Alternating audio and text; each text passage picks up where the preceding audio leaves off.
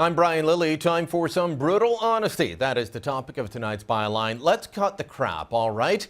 Yesterday, we witnessed a barbaric terrorist attack on a French media outlet designed to shut up other media around the world from ever criticizing Islam. That's what we saw. That's what it was about.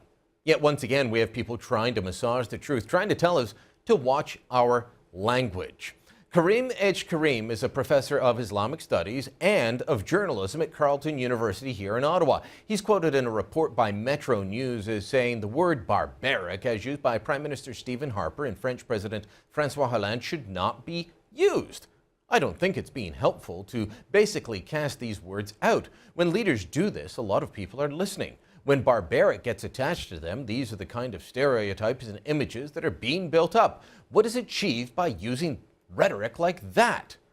He went on to say that using barbaric gives the discussion a moralistic tone which pits one civilization against another. Really, a moralistic tone? Damn right it's a moralistic tone. Gunning down 12 people because someone dared to insult your religion is wrong, morally wrong, and that should be shouted from the rooftops. But Professor Karim thinks words like violent or cruel would be better than barbaric. Really? Let me introduce you to the English language professor. One definition of barbaric is savagely cruel, exceedingly brutal. It also means foreign.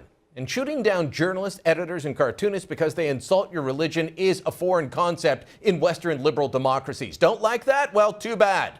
It's the truth. And we all need to speak and hear truth these days.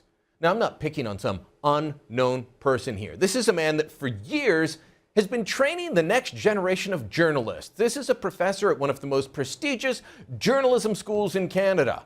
And he says we shouldn't moralize a terrorist attack. He says barbaric shouldn't be used.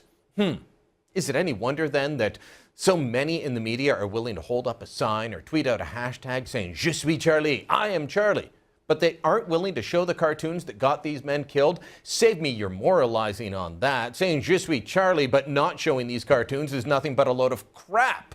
Yesterday, CBC actually showed several cartoons, including one of Pope Benedict. It was the cover that came out after Benedict announced his resignation. It shows him embracing a male Swiss guard, saying, "Enfin libre," free at last. The implication being that Benedict resigned the papacy to be with his gay lover. That CBC will show, but they will not show cartoons offensive to Muslims. This isn't my interpretation. This is their actual words. David Studer, the head of journalism standards and practices at CBC, sent a note to all staff saying, "We are not showing cartoons making fun of the Prophet Muhammad. Other elements of Charlie Hebdo's content and style are fine, but this area should be avoided as, quite simply, it's offensive to Muslims as a group." Now, earlier today, Studer went on his own network to defend the broadcaster's policy of not running the cartoons. I don't think in this case, you don't have to see an image to understand that there was an image, and that for us to reproduce the image, it is reproducing something that is offensive to people in a mainstream major religion, most of whom aren't gunmen who went into Charlie Hebdo, but are people living their lives and entitled to their beliefs. So CBC standards apparently include offending Catholics, but keeping Muslims happy. Yet at their newsrooms, they were just happy, more than happy, to claim "Je suis Charlie" and tweet out photos of their people holding up a sign to show their bravery. The New York Daily News also showed cowardice. They published a cartoon. They kept the part of the drawing that showed a caricature of a hook-nosed Jew pushing a wheelchair, but they blurred out the other part of the drawing of Muhammad. Spare me your hypocrisy. The barbaric attack in France is an attack on freedom everywhere and an attempt to establish at least one part of Sharia law, the part that says no one can or will make fun of Islam. They don't need to pass this into law through a legislature. They don't need to be a majority. They just need to make us cower. And CBC, the Daily News, and other media outlets, they're willing to do that. But we can't give in to that. We cannot say one religion is off limits while all others are fair game for satirists or serious critics. To do that is to surrender our freedom. And I, for one, won't accept that. Another truth that needs to be spoken: Muslim groups, or some anyway, are condemning this attack, and they've done so with other attacks, recent ones.